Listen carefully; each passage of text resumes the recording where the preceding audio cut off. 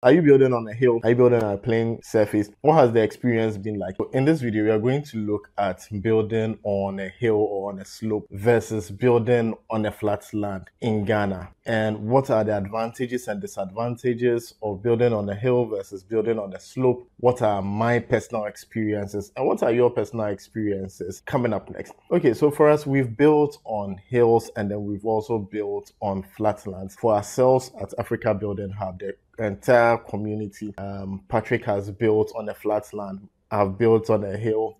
And then for our subscribers also, we built for some subscribers mostly on flat lands. And so that tells me even from the onset that a lot of people prefer to build on flat lands than they prefer to build on a hill. And so let's look at some of the advantages of building on a hill. When it comes to buying land, there are a lot of things that people consider, right? People consider the price, the location, the proximity to essential services like police stations, schools, supermarkets, hospitals, and things. But do you really consider if it's in the right price range? Let's say your budget is 50,000 Ghana cedis. And then if the location is also right, let's say you wanted to buy land at Kwabenya for whatever reason. Would you consider that in Kwabenya, there's a part where it's on a slope or a hill, and then there's a part where it's on a low lying ground, like a flat area? Does that really matter? Or once it's within that location and the price is right, you don't really care? For me, I have built a house personally. My first house was on a hill, and I know a lot of people might disagree, but we are just sharing our opinions. The first one is the view that you get when you build on a hill or on a slope is just amazing.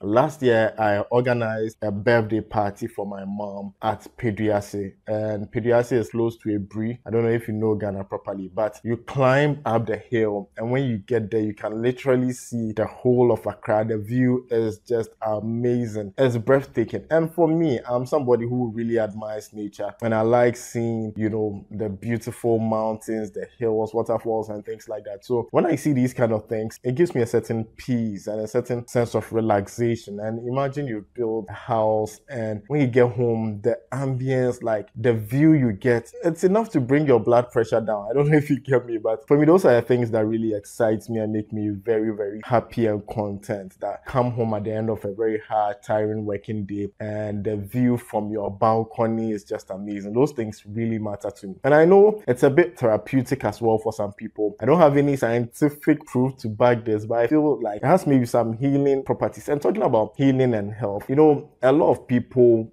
in Accra, where I live, travel, like they drive their cars from Dansoman, Labadi, etc. to a place called like Ayimensa. And then when they park their cars at Ayimensa, they climb the hill to Peduase and Ebri, like they walk. Okay, some people jog, and they do it like on Saturdays, holidays, and things like that. And it's also like very good exercise. It's good for the heart and everything, right? So imagine people driving those long distances. These are like 16 kilometers, 20 kilometers just to come and exercise. If you are living on a hill, even when you are building and you need to go and supervise the project, you are definitely going to be exercising. Like every time you park your car, you climb up, you'll be exercising. Like myself, when I was putting up my building project, I would literally park my car a very long distance away because the road was a bit rocky and all that, and I didn't want to, suffer with my shock absorbers and things. So I'll park like, let's say 5 kilometers away, and then I'll climb the hill. Every single Saturday, I go to supervise the project. And when I climb the hill and I sweat and I go home and I bath, I feel so strong. I feel so refreshed. And whenever I take friends or people, artisans to the site, right, so to go and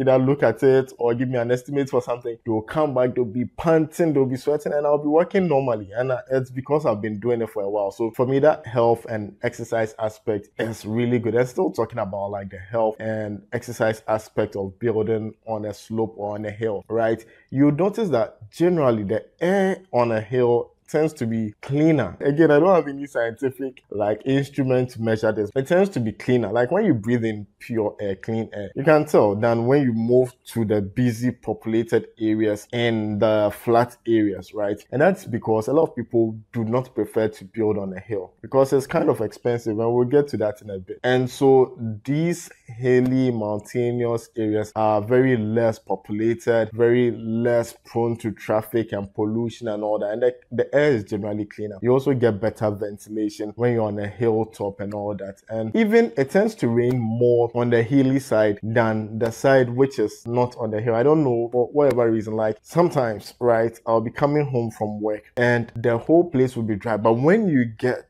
to where I live, which is on a hill, Charlie, you will see that it has rained. It has rained. The ground is so wet. And many times I'll be there and I'll be saying, Charlie, it's raining here. And everybody else in town is saying, what rain are you talking about? You know, so it tends to rain more. The temperature is really cool. The breeze is cool. You don't use a lot of air conditioning and all these things. And for me, those things are really important. Being clean, being green, energy saving, really, really important to me. The pollution and all that. Charlie, you also notice that people who live like on the hill tend to live longer. Like you would see somebody who is like 80, 90, 100 years, they'll be living, they'll be working, no walking stick, no sicknesses and things like that. If you want some of the oldest people who are in Ghana, when you go to Kwehu, I hear there's somebody who is like 120 years, 130 years, and they are there playing. People are 90, people are 100, etc. For me, that's one of the really, really important things that I look out for when it comes to living on the hill. Then again, like I said, not a lot of people can afford to live on a hill, so the quality of neighbors you're even going to get within that area are going to be good people, as opposed to like a place where it's on a playing ground and anybody literally can just buy land and start building, right? So anybody at all. But on a hill, you need to have a certain amount of money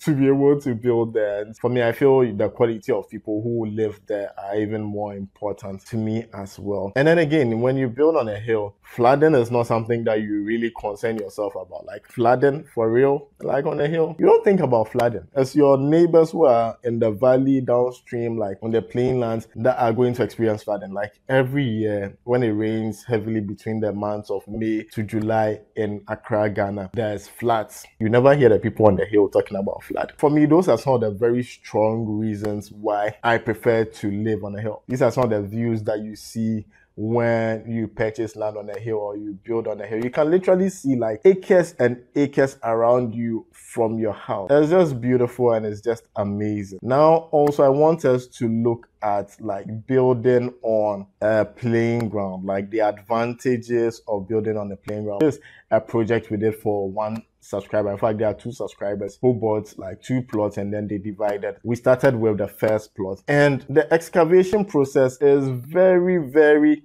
easy, right? You just dig, and most of the grounds or soil on the plain areas, flat areas, they are not very rocky. You can just start the excavation easy, like everything is smooth. And so overall, it's cheaper, it's faster, and also those lands are more accessible, right? As opposed to building on a hill. Building on a plain flat area, you get the sand tracks, the stone tracks, you get the laborers, you get all the materials. It's easy to transport. You yourself, when you are going to the site, your car can go really easily, right? As opposed to like when you're on a hill, you need a very strong car. Maybe you need a pickup. You need like a car with good shock absorbers to climb the hill, to descend. Sometimes the rocky nature, you need like very robust cars and things. But if you are building on a plain surface, you don't need to worry about anything like that. And that for me is really, really important. And then the next advantage of building on a plain ground, which is also really, really good for me, is the fact that apart from accessibility and how easy it is to start, again, like it's just nice, right? Because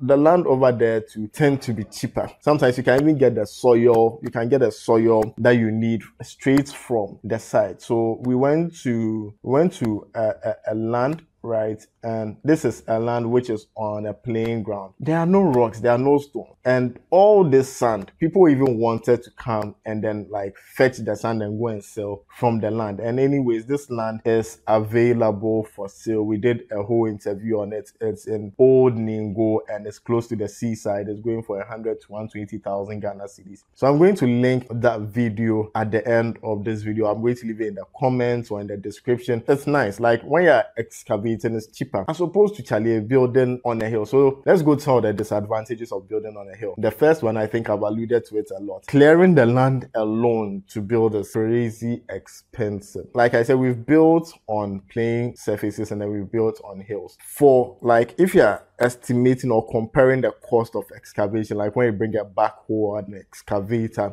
once they see the terrain and they see the slopey nature, they can just charge you like 2 to 3 times what it will cost you to excavate a playing ground. And again, the playing ground, you can even dig your foundation and everything, clear the bushes and trees which are on the property or on the land, and then use the backhoe to even do your excavation for your foundation. But for the hill, Charlie, it's crazy. I remember when I was working on my building project and I wanted to do certain excavations, Charlie, the cost was so much and the time it was taking was so much that at a point I told them, do just a certain portion and then the rest I'm going to like use it for a garden, because for them to clear, like, you know, when you start, the slope is very gradual, then it becomes very steep. Again, accessibility. When I'm even ordering for water to come to site, when you tell them the location, no, you say, hey, chairman, no. Either one, they can't go, or two, you need to pay a premium for them to go.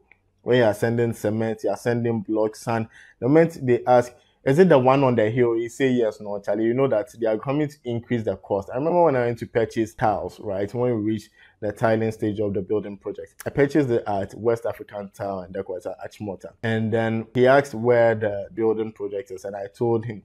And he gave me an estimate for the cost of transportation. He said he's going to take 800 Ghana cedis. Even that 800, I said, nah, Charlie, it's too much. It's crazy. 800 cedis within Accra. Then when we got to the place and he saw the way, Charlie, his car or his truck had to be going over the rocks and things, a man said he would take an extra 200 Ghana cedis because the place to drive, it's like you are driving on rocks, no sand. You're just driving on rocks and stones. And that has been the story throughout the process of building to the end. Any material you are transporting, even the laborers, when they are coming and they see, tell you, hey boss, Charlie, this is your place there, you've tried though. Building on such a rocky, hilly ground, and it's really, really, really challenging. Even if you look at the property, you can see the stones on the ground, and even when you are drilling like a borehole and everything, it is still very, very difficult for you to do it. Like, it's not cheap. That's the point I'm making. It's not cheap. It is super, super, super expensive. And that is the first one. Now, the second thing that you need to do for you to be able to put it like in a form where your heart will be happy to live on is you need to do landscaping, you need to do excavation. Not just excavation of where the property is going to be, but like if you want the land to look nice, you'll be doing landscape, you'll be doing terracing, you'll be doing retaining walls. Those are some of the things that you'll not bother if you are building on a plain surface. And these things are expensive. Retaining walls, to do it properly, is expensive. Landscaping, expensive. Terracing, expensive. So if you don't have money or you're a bit on a low budget, I'll probably advise that you go for like the land which is on the plain area than going for the one on the hill. Even the hill one, you see, there's the one where, let's say, you climb upwards to get into your house. Then there's the one that you descend into your house. I don't know if you can relate. All of them present unique challenges. If you are descending, what do you need to do? Sometimes you need to even go and get like filling material to try and get the land to a certain level surface before you can do a lot of things on it, like parking. If you want to do a pool and all that, obviously you cannot do a pool and then the pool is sloping and all that. There are so many factors to consider when it comes to building on a hill. The next thing about, you know, building on a hill or on a slope is challenges of erosion. Goodness, you are going to face it. Though you are not going to face the flooding, you're going to face the erosion because of the slopy nature of the soil. And so again, you may need to be doing some concrete casting, compound works and all these things. Charlie, it's a lot of money. I had to do compound works like concrete casting, and this thing wasn't cheap. It cost me like 30 to 40,000 just to do this that you are seeing, because like clearing the land and excavating the compound, right? If you do it and you don't start the concrete casting immediately, especially when it's in the rainy season, you start seeing gutters forming on your land. So here you are seeing the nature of the land, right? You are seeing the way I had to push all the soil and rocks and stones to a side and then create like a retaining wall just to hold all the particles and all the stones and all the sand. It's crazy, right? It's crazy. And these are things that somebody may not tell you. And so I decided to take the pain to tell you about all these things. Now, this is when the excavator or backhoe came to do the excavation. And like I'm saying, because it's a hilly area with a lot of rocks, they will charge you an arm and a leg. However, for the playing ground, it's just pretty straightforward, and then you are going ahead. Is there any disadvantage? The playing land I haven't spoken about, the fact that you experience a lot of flooding, right? And then also the opposites, right? So ventilation, pollution, everybody can just come and build there and all that. You don't really get an amazing view. Somebody who is on a story building can just look into your house. So many disadvantages, but then it's easier to start.